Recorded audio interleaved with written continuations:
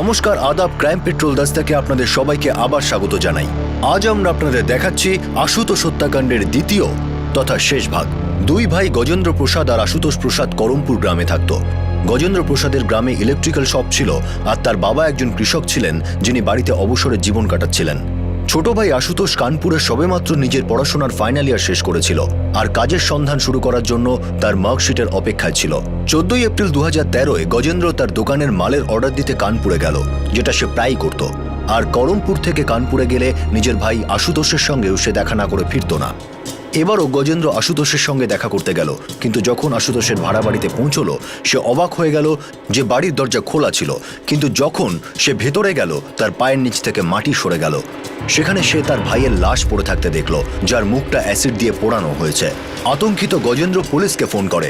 Police ঘটনাস্থলে 3টে glass, একটা মদের বোতল, চাটের প্লেট এবং একটা অ্যাসিডের বোতল লাশের পাশে পায়। আশুতোষের বডি থেকে ওর পার্স আর মোবাইল পাওয়া গেল। পোস্টমর্টেম করে জানা গেল ওকে আগে বিষাক্ত নেশার ওষুধ খাওয়ানো হয়েছিল, তারপর গলা টিপে খুন করা হয়। এই চমকে দেওয়ার মতো খবরটাও জানা যায় যে মরার পর ওর মুখ পুড়িয়ে দেওয়া হয়েছিল। সেই সঙ্গে জানা গেল মৃত্যু 13 এপ্রিল রাতে হয়েছিল। পুলিশ এই মামলায় ব্যক্তিগত শত্রুতা আর হিংসার গন্ধ পায়। আশুতোষের ফোন রেকর্ড চেক করার জন্য অর্ডার দেওয়া হয়। এর মধ্যে গজেন্দ্র আশুতোষের 3 জন বন্ধুর নাম পুলিশকে বলে, হরিশ, রবি আর সঞ্জু। ওদের 3 জনকে জিজ্ঞাসাবাদ করার জন্য ডাকা হলো। আশুতোষের ফোন রেকর্ড থেকে জানা গেল ওরা 3 জনই ওর সাথে যোগাযোগ রেখেছিল, কিন্তু 3 জনই খুনের দিন 13 এপ্রিল ওর সাথে দেখা করার কথা পরিষ্কার অস্বীকার করে। কিন্তু এক বন্ধু সঞ্জু পুলিশকে একটা নতুন অ্যাঙ্গেল বলে, যা আশুতোষের একটা মেয়ের সঙ্গে সম্পর্ক ছিল। এই কথা ওকে আশুতোষই বলেছিল আর বলেছিল সে ওকে শীঘ্রই বিয়ে করবে, কিন্তু সেই মেয়েটির নাম কখনো সে বলেনি।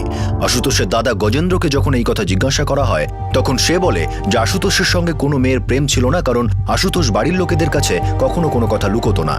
ফোন রেকর্ড থেকে জানা যায় 11 আর 12 এপ্রিল একটা নাম্বারের সঙ্গে আশুতোষের কথাবার্তা হয়েছিল। পুলিশ যখন ওই নাম্বারে ফোন করে তখন সেটা বন্ধ আসছিল।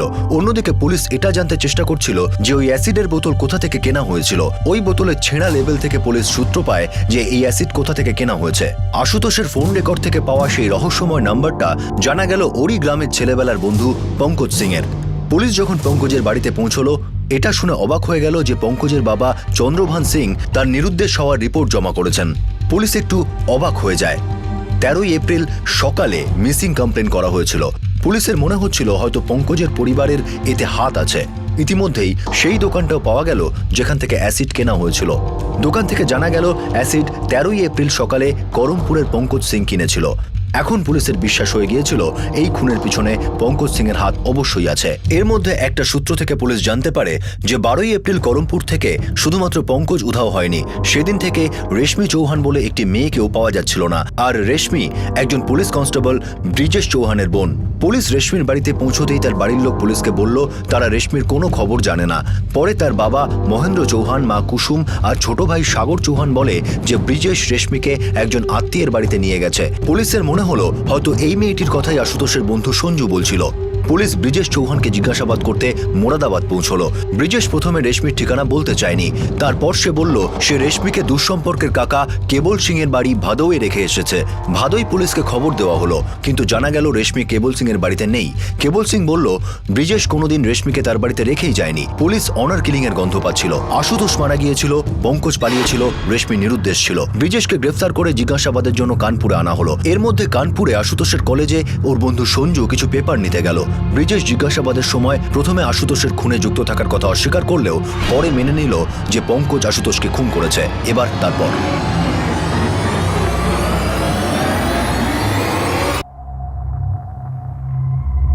তুমি কি করে জানলে যে আশুতোষকে পঙ্কজই মেরেছে?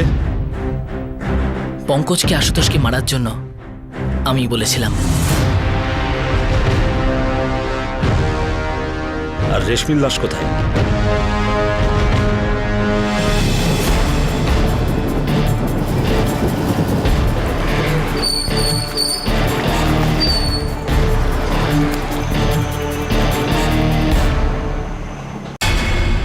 ধন্যবাদ সঞ্জু।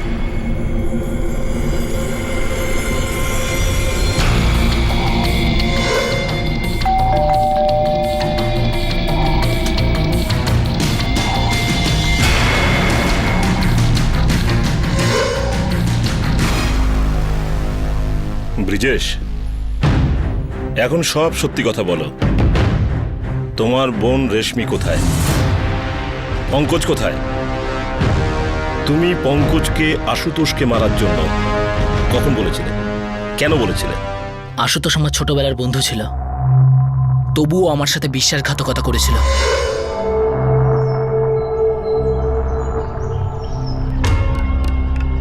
আশুতোষ, এখন তো বড়দাও মোরাদাবাদ চলে গেছে, এখন আর কি সমস্যা আছে? আমার এই সমস্ত ঠিক লাগে না। আমার মনে হয় যে আমাদের মা বাবার ব্রিজেশকে সব সত্যি কথা বলা উচিত। যদি ওরা না মানে তখন? ব্রিজেশ আর আমি একসঙ্গে বড় হয়েছি রেশমি, ও আমার ছোটবেলার বন্ধু, আর তাই আমার মনে হয় না যে ওর আমাদের সম্পর্কটা নিয়ে কোনো আপত্তি থাকবে। আর যদি তারপরেও কোনো আপত্তি থাকে তো তাহলে কি?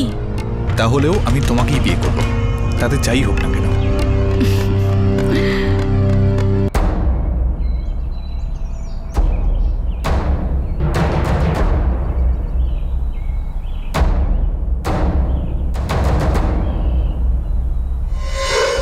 আর ও আমার ছোটবেলার বন্ধু হওয়া সত্ত্বেও আমার এত বড় ক্ষতি করছিল।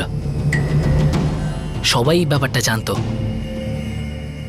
শুধু আমিই জানতাম না। বন্ধুত্বে এতই অন্ধ হয়ে গিয়েছিলাম যে কিছুই দেখতে পাচ্ছিলাম না।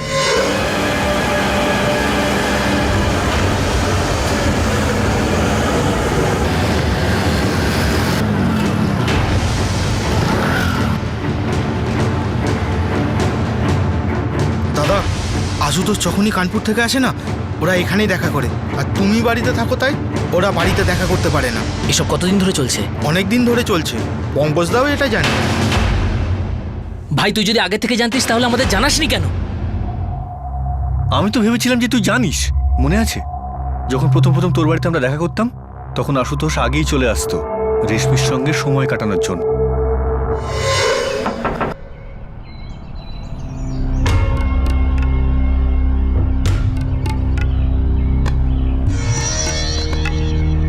আরে টেনশন করিস না ভাই, আমি সব ব্যবস্থা করে ফেলবো। না রে ভাই, ফিজিক্যাল টেস্ট নিয়ে আমার কোনো টেনশনই নেই, কিন্তু এই যে রিটেন টেস্ট হয় না, ব্যাস ওটা নিয়ে টেনশন। আহা, আরে কিছু হবে না, কেন এত চিন্তা করছিস? আর দেখে নিস তুই পাশ করবি। কি বলছিস ভাই তুই? এই তো চা এসে গেছে। গরম গরম চা।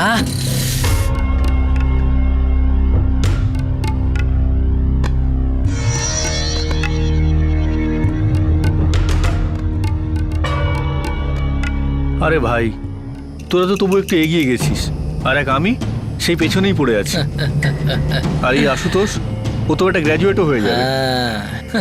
আর ব্রিজেশ, ও তো পুলিশে যাবেই, দেখিস আমি বলছি। আমার কথাটা মিলিয়ে নিস। তুই থাকলে আর কি চাই ভাই? বলছি তো আমি, মিলিয়ে নিস। ও তোকে কেন সাহায্য করছিল জানিস? তোর বোনের জন্য। আমি ডাইরেক্ট ওর সাথে গিয়ে কথা বলি, আর ওকে বলি আমার বোনের থেকে দূরে থাকিস।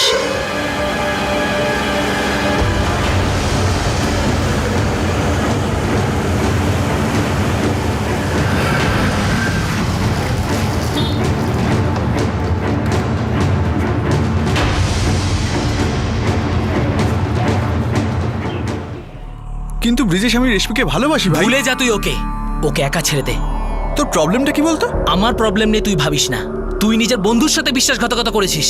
একবার এটাও ভাবলি না যে ও তোর বন্ধুর বোন হয়? তুই ওর থেকে দূরে থাকবি, বলে দিলাম তোকে। কেন থাকবো দূরে? কারণ আমি বলছি তাই। কারণ আমি চাই না যে আমার বোন তোর সাথে সম্পর্ক রাখুক। আর যদি আমি জানতে পারি যে আমার বারণ করা সত্ত্বেও তুই আমার বোনের সাথে দেখা করছিস, ফল কিন্তু ভালো হবে না, আমি তোকে বলে দিচ্ছি।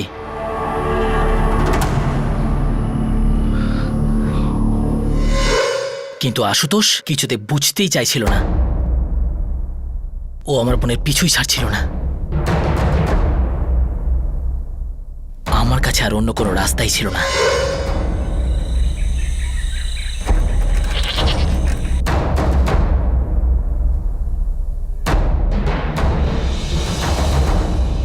ব্রিজেশ, আমি তোর সঙ্গে আছি। যেমনটা আমি বলবো তেমনটা করবি? হ্যাঁ ভাই, আমি তো তোর বন্ধু। আর তাছাড়াও ওই আশুতোষ তোর সঙ্গে বিশ্বাসঘাতকতা করেছে। দেখ, আমি ওকে বুঝিয়েছি, আর আমি ওকে যতই বোঝাই ও শুনবে না। আমি চাইলে ওকে পেটাতে পারি, কিন্তু আমি জানি ও আমার বোনের সাথে দেখা করা বন্ধ করবে না। তোর কি মনে হয় তাহলে ওর কি ব্যবস্থা করা যেতে পারে? মেরে ফেল, শেষ করে ফেল ওকে। আমি চাই যে এই কাজটা তুই কর। তোর গায়ে কেউ একটা আঁচড় পর্যন্ত কাটতে পারবে না। পুলিশে কাজ করি, চিন্তা করিস না। করবোটা কি করে? তুই কানপুরে গিয়ে আশুতোষের সাথে ওর রুমে দেখা করবি, আর ওখানে ওকে শেষ করে দিবি। তুইও আমার সঙ্গে থাকবি তো? থাকতে পারবো না, কারণ তার জন্য আমাকে ছুটি নিতে হবে। আর যদি আমি ছুটি নিই তাহলে পুলিশ আমাকেই সন্দেহ করবে। বন্ধুত্বের জন্য আমি প্রাণ দিতেও পারি, আবার নিতেও পারি। আমি চাই তুই ওই শয়তানটার মুখ অ্যাসিড দিয়ে পুড়িয়ে দে, ব্যাটা যেন তিলে তিলে কষ্ট পেয়ে মরে। 13 তারিখের রাত্রে পঙ্কজ আশুতোষকে শেষ করে দেয়। পঙ্কজ এখন কোথায়? জানি না, ওকে ফোন করেছি কিন্তু ওর ফোন সুইচ অফ। তুমি কিভাবে জানলে পঙ্কজ আশুতোষকে শেষ করে দিয়েছে? কারণ আমি এই কাজটা পঙ্কজকে 13 তারিখ রাত্রে করতে বলেছিলাম। তারপর শুনলাম যে আশুতোষ খুন হয়েছে। আমি বুঝে গেলাম যে পঙ্কজ ওর কাজ করে ফেলেছে। ব্রিজেশ, তুমি এখনো কিন্তু আমাদের পুরো সত্যিটা জানাওনি। আমরা পুরোটা জানতে চাই। দেখুন, আমি যা জানতাম আপনাকে বলে দিয়েছি। আমি 13 তারিখ রাত্রে থেকে পঙ্কজকে কন্ট্যাক্ট করার চেষ্টা করছি, কিন্তু ওকে ফোনে পাচ্ছি না। তারপর আমার ছোট ভাই সাগর বলল যে যেদিন পঙ্কজ বের হয় সেদিনই আমার ছোট বোনও বাড়ি থেকে চলে যায়। আমার 2 বন্ধুই আমাকে ঠকিয়েছে। কিন্তু রেশমি কোথায়? কোথায় গেছে ও? দাদা, আমি তো ভেবেছিলাম যে দিদির আশুতোষের সঙ্গে চক্কর চলছে, কিন্তু শুনলাম যে দিদি পঙ্কজের সঙ্গে পালিয়ে গেছে। আর দাদা, আমার একটা বন্ধু তো 12টার সময় ওকে হাইওয়ের কাছে ওয়েট করতে দেখেছে।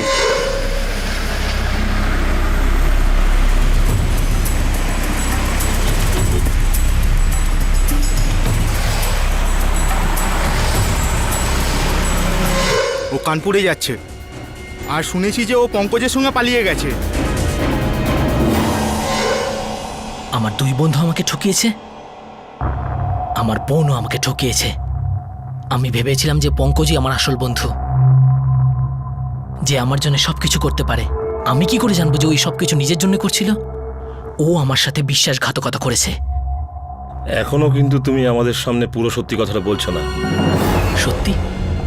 কি বলতে চাইছেন? কি লোকানোর মতো আর কি আছে আমার কাছে বলুন তো? এটাই, তুমি আশুতোষকে খুন করিয়েছো, কিন্তু যখন জানতে পারলে পঙ্কজ তোমাকে ঠকিয়ে তোমার বোন রেশমিকে নিয়ে পালিয়ে গেছে, তুমি পঙ্কজ আর রেশমি দুজনকেই খুন করেছো। দেখুন, আমি এরকম কিচ্ছু করিনি। আমি তো এটাও জানি না ওরা দুজন এখন কোথায় আছে। চলো স্যার, এই ব্রিজেশ একটা পাক্কা খেলোয়াড়। ও জানে ও আদালতে ছাড়া পেয়ে যাবে, কারণ আমাদের কাছে ও ষড়যন্ত্রের কোনো প্রমাণ নেই। ওর বোন রেশমি গায়েব, পঙ্কজও গায়েব। আমার তো মনে হয় যখন ও জানতে পারে পঙ্কজ ওকে ঠকিয়ে ওরই বোন রেশমিকে নিয়ে পালিয়ে গেছে, ও হয়তো দুজনকেই খুন করে ফেলে। একটা কাজ করো, সব মদগুলো চেক করো, যতগুলো বেওয়ারিশ লাশ পাওয়া গেছে সবার ডিটেলস নাও। স্যার,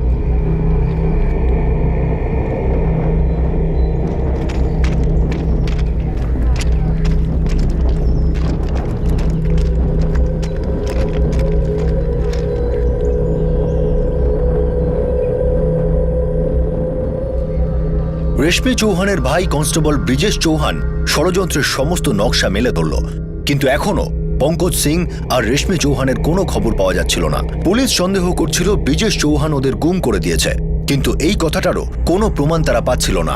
মনে করা হচ্ছিল তদন্ত কোনো ফলাফল বেরোনোর আগেই শেষ করে দিতে হবে। কিন্তু হঠাৎ করেই পুলিশের হাতে এলো ছোট্ট একটা চমকপ্রদ খবর, যেটা রহস্যের নতুন ঝাঁপি খুলে দিল। স্যার, পুরো স্টেটের সবকটা মর্গ চেক করেছি, সবকটা থানায় ছবিও পাঠিয়ে দিয়েছি, আর লাশগুলোকে যেখানে ডিসপোজ করা হয়ে থাকতে পারে আমি সব জায়গায় দেখেছি, খুঁজেছি, কিন্তু ওদের কোনো খোঁজই পাইনি স্যার। পঙ্কজ আর রেশমির ফোন এখনো বন্ধ আছে স্যার, ট্রেস করা যায়নি। ব্রিজেশ পুলিশ বলে আইনের মারপ্যাচগুলো ভালোই জানে, ও পুরো কাজটাই খুব সন্তর্পণে করেছে। হ্যাঁ উসমান বলো। স্যার এক্ষুনি একটা খবর পেলাম, যদি আপনার কাজে লাগে। বলো। স্যার 3 দিন আগে আশুতোষের বন্ধু সঞ্জয় ওর মার্কশিট তুলেছিল কলেজ থেকে।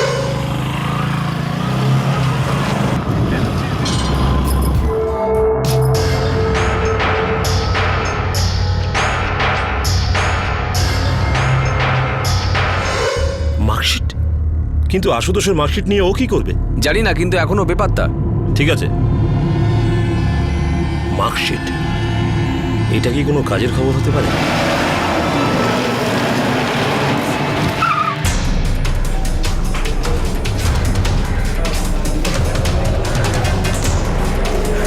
কিন্তু সঞ্জয় তো বলেছিল যে আশুতোষের মার্কশিট ওর বাড়ি থেকে চেয়ে পাঠিয়েছে। রেজিস্টার দেখান। হ্যাঁ,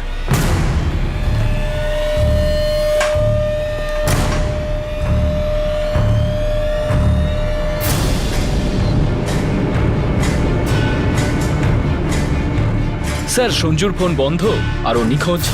কিছু তো একটা গন্ডগোল আছে। ওর ফোন রেকর্ড বার করো। স্যার,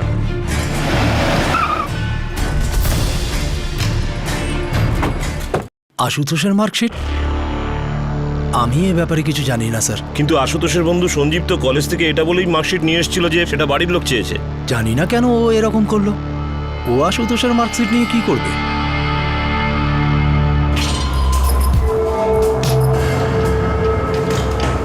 স্যার আমি জানি না এই সঞ্জুটা কে আর ও কেন এই আশুতোষের মার্কশিটটা নিয়ে গেছে। আশুতোষকে মারার জন্য পঙ্কজের সাথে আর কে গিয়েছিল? স্যার যতদূর আমি জানি তাতে পঙ্কজ একাই গিয়েছিল। ওর সঙ্গে আর কাউকে নিয়ে গেলেও আমি জানি না স্যার। সেখানে দুজন ছিল। ওরা আশুতোষকে মারার আগে সেখানে বসে ড্রিঙ্ক করে। স্যার আমি সত্যিই জানি না যে পঙ্কজের সাথে আর কে ছিল। স্যার সঞ্জুর ফোন তো এখনো বন্ধই বলছে, তবে কয়েক ঘন্টার মধ্যে ওর ফোনের কল রেকর্ড আমরা পেয়ে যাব। সঞ্জু কানপুরে ভাড়া বাড়িতে থাকতো, একটা টিম ওর গ্রামে পাঠিয়েছি। সঞ্জু সেই ছেলেটা না যে আশুতোষের গার্লফ্রেন্ডের ব্যাপারে আমাদের বলেছিল? স্যার ওর গার্লফ্রেন্ড ছিল, যার সাথে ওর বিয়ে করার কথা ছিল। ঠিক বলেছেন স্যার। তারপর তদন্ত করে পঙ্কজের কাছে, আর রেশমি গায়েব হতেই ব্রিজেশের কাছে, আর তারপর ব্রিজেশকে ধরতেই সব ঘটনা আমরা জানতে পারলাম। তুমি বলতে চাইছো যে এই কেসে আমাদের বোকা বানানো হচ্ছে? একদম স্যার।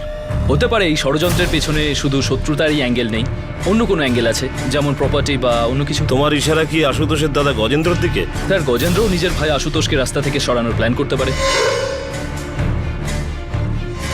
কিন্তু নিজের ভাইকে মারার পিছনে গজেন্দ্রর কি উদ্দেশ্য থাকতে পারে? স্যার হতে পারে সম্পত্তির কোনো অংশ বা পারিবারিক এমন কোনো জিনিস যা ওরা ভাগ করতে চায় না।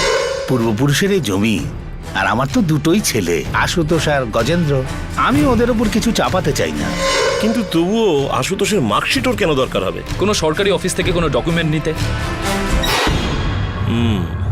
স্যার রেশমি আর আশুতোষের অ্যাঙ্গেল আসতেই হতে পারে গজেন্দ্র আর ব্রিজেশ হয়তো এক হয়ে গেছে। তারপর এতে ওরা পঙ্কজকেও সামিল করে, আর সেটাকে ওরা পঙ্কজ আর রেশমির দিকে ঘুরিয়ে দেয়। তাই ওরা তিনজনকে গুম করে দিয়েছে। ওদের বিরুদ্ধে আর কোনো প্রমাণই থাকলো না, এতে তদন্ত এগোবে না, আর ওদের যা প্রয়োজন ছিল সেটা পেয়ে গেল। ব্রিজেশ ওর বোন আর আশুতোষের থেকে নিষ্কৃতি, আর গজেন্দ্র প্রসাদের প্রপার্টির অংশীদার মানে তার ছোট ভাই আশুতোষের থেকে নিষ্কৃতি।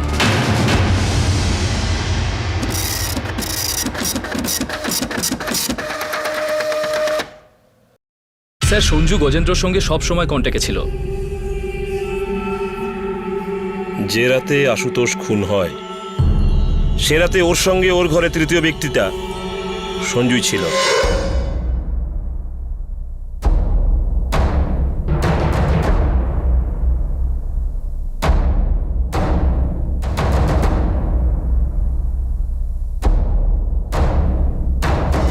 আপনাদের কোথাও নিশ্চয়ই ভুল হচ্ছে স্যার। আশুতোষ আমার নিজের ভাই, ওকে কেন আমি মারবো স্যার? চলুন চলুন।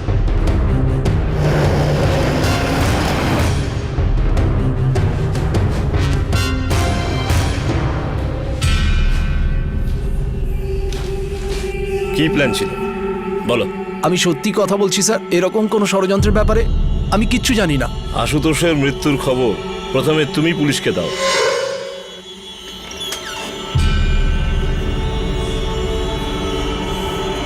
আশুতোষ? সব নাটক ছিল, কারণ তুমি আগে থেকেই জানতে আশুতোষ মারা গেছে। না স্যার, এটা সত্যি নয় স্যার। একদম সত্যি। এই উদ্দেশ্যেই তুমি 14ই এপ্রিল আশুতোষের বাড়িতে যাওয়ার প্ল্যান করেছিলে। কাল আমি কানপুর আসছি, কিছু অর্ডার দেবার আছে, তারপরে দুপুরবেলা তোর সঙ্গে দেখা করব। স্যার, ও আমার ছোট ভাই ছিল স্যার, নিজের সন্তানের মতো ভাবতাম তাকে। তোমার এই ছোট ভাই তোমাদের এই পৈতৃক সম্পত্তিতে আধা অংশীদার ছিল।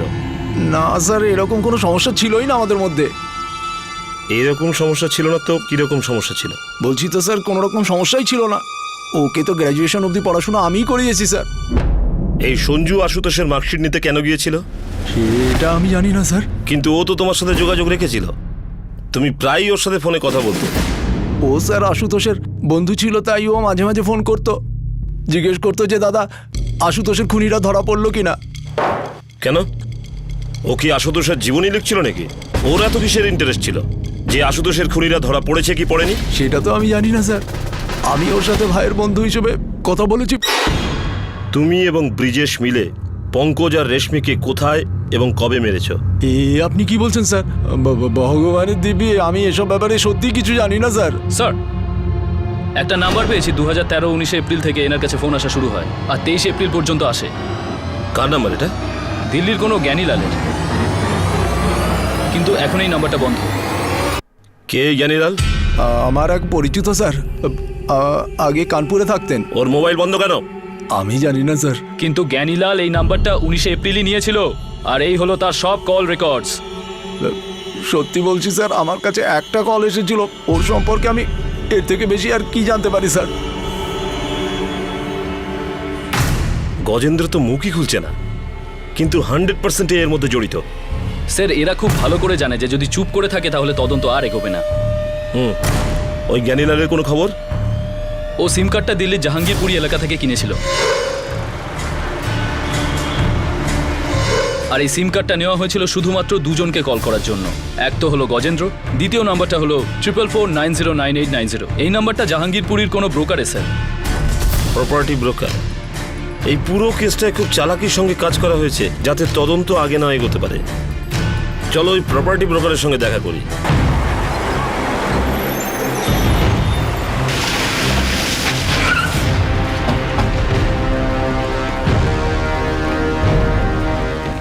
জ্ঞানীলাল। এই জ্ঞানীলাল 19 এপ্রিল থেকে 22 এপ্রিল পর্যন্ত কন্টিনিউয়াস আপনার টাচে ছিল, তাই তো? আগে হ্যাঁ, ওনাকে ভাড়ায় ঘর পাইয়ে দিয়েছিলাম জাহাঙ্গীরপুরিতে। জাহাঙ্গীরপুরিতে কোথায়? ওই এসপি কলোনিতে দিয়েছিলাম, এই প্রায় 2 দিন আগে। ওখানকার অ্যাড্রেস আর ডকুমেন্ট চাই। Sure sir. এই যে, এই দেখুন।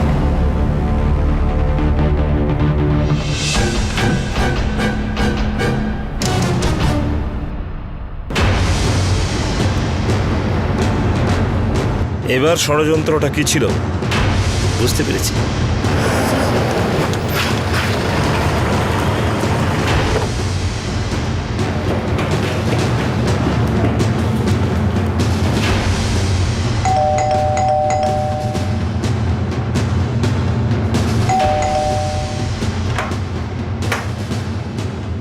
জ্ঞানীলাল, তোমার ডাবল রোল এখন শেষ হলো।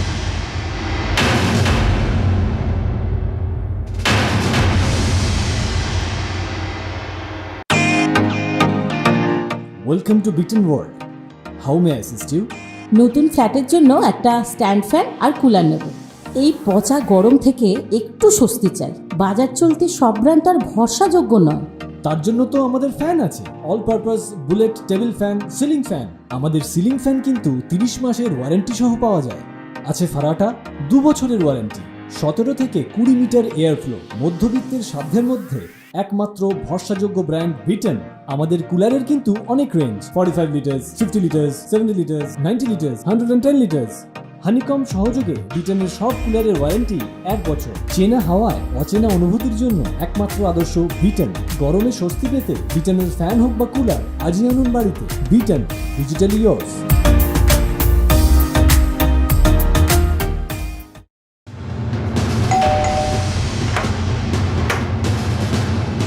জ্ঞানীলাল, তোমার ডবল রোল এখন শেষ হলো। আশুতোষ, কে এসছে?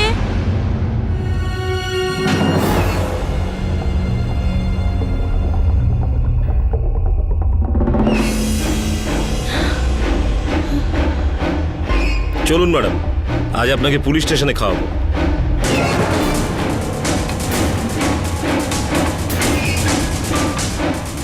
পঙ্কজ সিং কোথায়? বলো, এখনো তোমাদের অনেক কিছু বলা বাকি আছে।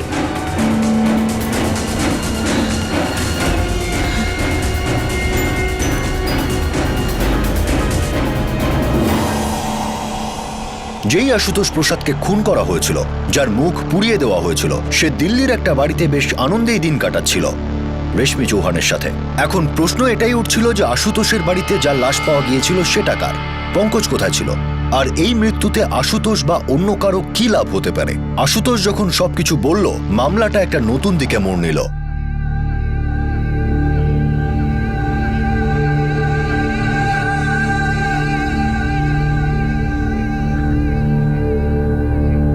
এখন পুরো ঘটনাটা ফ্ল্যাশব্যাকে বলো। কি ছিল এই ষড়যন্ত্র? বলো। পঙ্কজ আমাকে খুন করতে এসেছিল। এই কথা তুমি কি করে জানলে?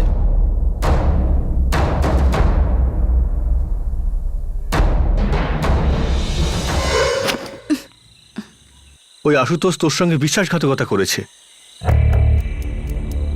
দেখ, আমি ওকে বুঝিয়েছি, ওকে যতই বোঝাই ও শুনবে না। তোর কি মনে হয় তাহলে ওর কি ব্যবস্থা করা যেতে পারে? মেরে ফেল, শেষ করে ফেল ওকে। তুই কানপুরে গিয়ে আশুতোষের সাথে ওর রুমে দেখা করবি, আর ওখানে ওকে শেষ করে দিবি। বন্ধুত্বের জন্য আমি প্রাণ দিতেও পারি, আবার নিতেও পারি। আমি চাই তুই ওই শয়তানটার মুখ অ্যাসিড দিয়ে পুড়িয়ে দে, ব্যাটা যেন তিলে তিলে কষ্ট পেয়ে মরে।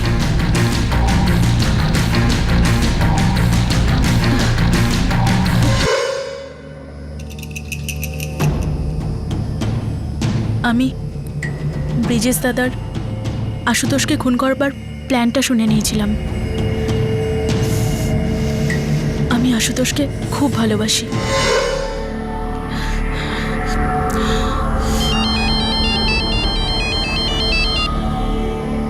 হ্যাঁ রেশমি, কেমন আছো তুমি? আশুতোষ, আমার কথা শোনো। ব্রিজেশ দাদা আর পঙ্কজ তোমায় মারার প্ল্যান করছে। কি সব বাজে কথা বলছো রেশমি? হ্যাঁ, আমি নিজের কানে শুনেছি। 13 তারিখ পঙ্কজ তোমার সঙ্গে দেখা করতে আসবে, আর সেদিনই তোমার শেষ করে দেবে। পঙ্কজ 11 এপ্রিলে আমাকে ফোন করেছিল। হ্যাঁ পঙ্কজ, কেমন আছিস তুই? খুব ভালো। পরশু আমি কানপুর আসছি। আরে দারুণ খবর ভাই, তাহলে চলে আয় না, আমার বাড়িতে চলে আয়। আরে হ্যাঁ, আমি আসবো। সন্ধ্যেবেলা তুই বাড়িতেই থাকবি তো? হ্যাঁ ভাই, আর তুই যখন আসছিস তখন তো নিশ্চয়ই থাকবো। ঠিক আছে, তাহলে দেখা হবে কোন। চল ঠিক আছে, চলে আয় তাহলে।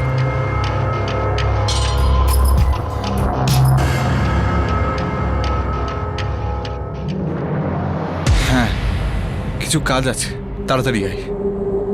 ঠিক আছে।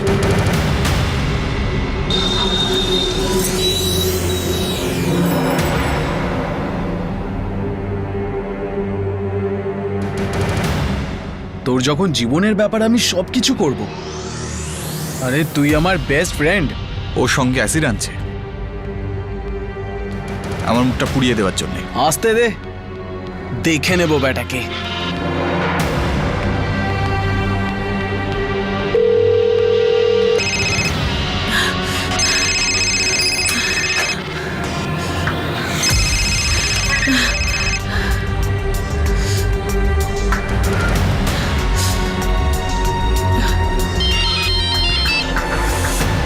রেশমি। হ্যাঁ আশুতোষ, বলো। তোমার ভাই আমাদের দুজনকে একসঙ্গে দেখতে পারে না, আমি বলে দিচ্ছি। যদি এবারেও আমি বেঁচে যাই না, ও আবার চেষ্টা করবে আমাকে খুন করানোর। তাহলে তুমি কি করতে চাইছো? তুমি কি আমাকে বিয়ে করবে? আমি আমার সারা জীবনটা তোমার সঙ্গে কাটাতে চাই আশুতোষ। আমার জন্য বাড়ি ছাড়তে পারবে? তুমি একবার বলেই তো দেখো। বললাম, তুমি এক্ষুনি কানপুরের জন্য বেরো। কিন্তু কি করতে হবে? ওদের প্ল্যানটা পাল্টে দেব, খালি তুমি চলে এসো। আমি আসছি, এক্ষুনি বেরোচ্ছি।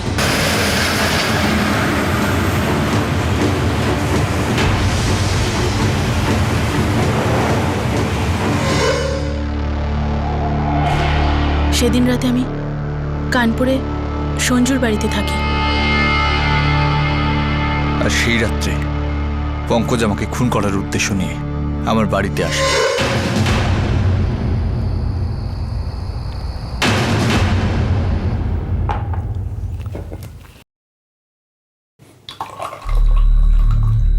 আরে আসু, তুই তো গ্র্যাজুয়েট হয়ে যাবি ভাই। হ্যাঁ ভাই, বর্দা পড়িয়েছে তাই বেরিয়ে গেলাম। ওনার সাপোর্ট না থাকলে কিচ্ছু করতে পারতাম না। হ্যাঁ, দাদার সাপোর্ট তো ছিলই, তাছাড়াও রেশমিও তোকে খুব চাপ দিয়েছিল পড়াশোনা করার জন্য। তুই কি বলতে চাইছিস? তোর কি মনে হয় আসু যে আমি কিছু জানি না? আরে বল না, তুই আর রেশমি একে অপরকে ভালোবাসিস না? ভালো তো তোরও ওকে লাগতো। ভালো লাগতো, কিন্তু আমি জানতাম যে ও তোকে খুব ভালোবাসে। আর তাছাড়া তুই কোথায় আর আমি কোথায়? তুই হলি গ্র্যাজুয়েট আর আমি মাধ্যমিকেও ফেল। চিন্তা করিস না, তুইও খুব তাড়াতাড়ি একটা ভালো মেয়ে পেয়ে যাবি, আর সেটাও গ্র্যাজুয়েট। তোর কি মনে হয় ব্রিজেশ মেনে নেবে?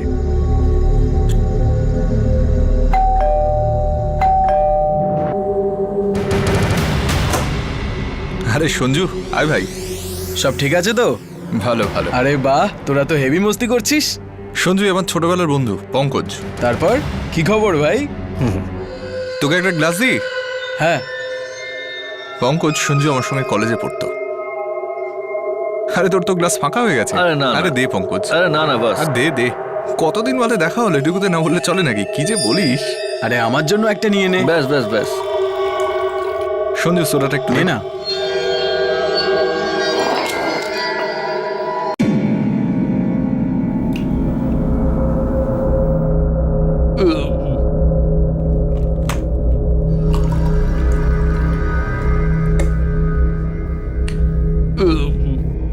আরে পঙ্কজ এনে ধর। হ্যাঁ নে ভাই। সঞ্জু জানিস, পঙ্কজ আর আমি ছোটবেলার বন্ধু, আমরা খুব ভালো বন্ধু। কিন্তু ওই যে মেয়েটা আছে না রেশমি, ব্রিজেশের বোন, পঙ্কজ ওকে ভালোবাসে। আচ্ছা। আরে ভাই, আমাকে খোরাক করিস না।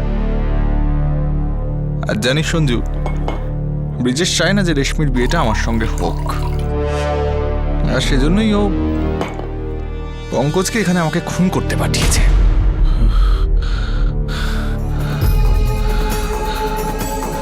আর তাই জন্যই পঙ্কজ এখানে এসেছে।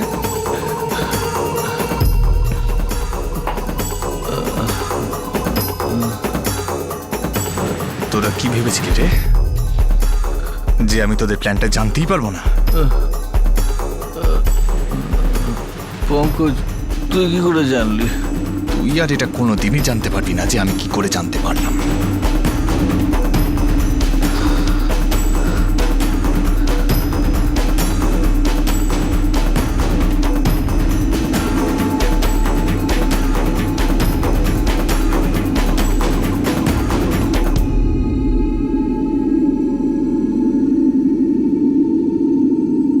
শেষ। চলো লাস্টার ব্যবস্থা করি। না সঞ্জু, এর জন্য আমি একটা অন্য প্ল্যান করেছি। কি?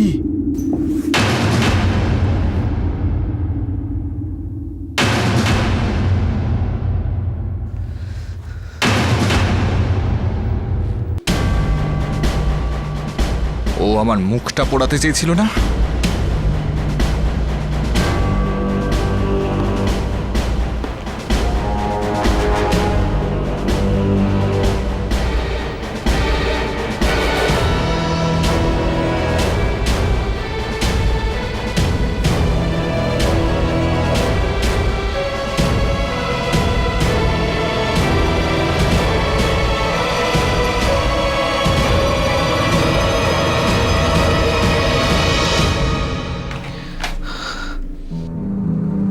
সঞ্জু, এবার সবাই জানবে আমি মরে গেছি, আর আমাকে খুন করেছে এই পঙ্কজ, যে নিজেই খুন হয়ে গেল। এদিকে পুলিশ পঙ্কজের খোঁজ করবে, আর আমি দূরে কোথাও রেশমির সঙ্গে সংসার শুরু করব। আমি আর এখানে কখনো ফিরবো না, কখনো না।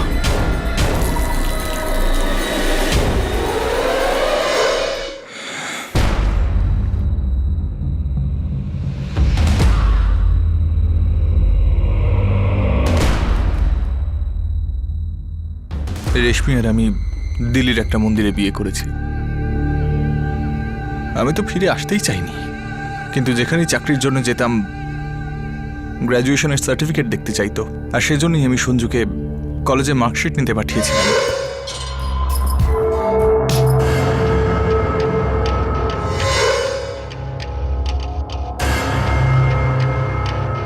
গজেন্দ্রবাবু, আপনি আগে থেকেই সব গল্প জানতেন, সেই জন্যই সঞ্জুর সাথে আপনি কন্ট্যাক্ট রেখেছিলেন।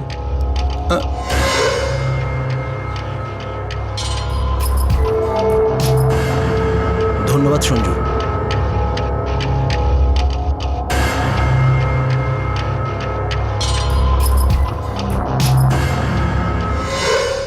আগে হ্যাঁ স্যার, প্রথমবার যখন আশুতোষের ফোন এসেছিল ওর গলার স্বর শুনে আমি ভীষণ চমকে উঠেছিলাম স্যার।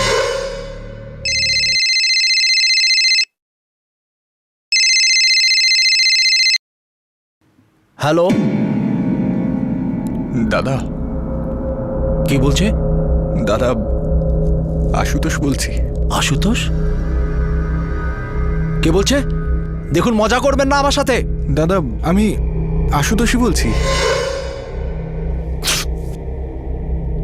আমি যখন জানতে পারলাম যে আশুতোষ বেঁচে আছে তখন তো আমি চমকে গিয়েছিলাম স্যার, কিন্তু ও আমাকে এটা বলেনি যে ও পঙ্কজকে মেরে ফেলেছে স্যার। দাদা ঠিকই বলছেন, আসলে আমি দাদাকে এই ব্যাপারে কিছুই বলিনি। আমাদের ভয় ছিল যে আবার যদি কখনো দাদা আপনাদের সামনে কিছু বলে দেন। দাদা কিছু না বললে আমরা কিছুই জানতে পারবো না। অপরাধী যতই চতুর হোক, অপরাধ লুকাতে পারে না। দেরি হলেও আজ নয়তো কাল সত্যটা বেরিয়ে আসবেই, যেমন তোমার সত্যিটা আজকে বেরিয়ে এসছে।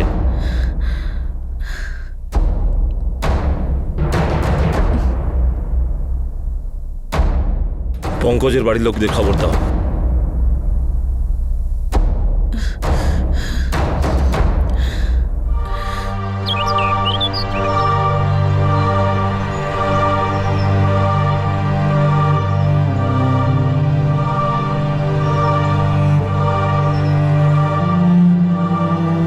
আশুতোষের বন্ধু আর অপরাধেয় সঙ্গী সঞ্জু ওরফে সঞ্জয় সিং আশুতোষ ধরা পড়ার এক সপ্তাহ পর পুলিশের জালে ধরা পড়ল। দুজনের বিরুদ্ধেই খুনের জন্য আইপিসির ধারা ৩০২ আর অপরাধমূলক ষড়যন্ত্র করার জন্য দফা ৩৪-এ মামলা হলো। রেশমি চৌহানকে তার পরিবারের কাছে ফেরত পাঠানো হয়েছে।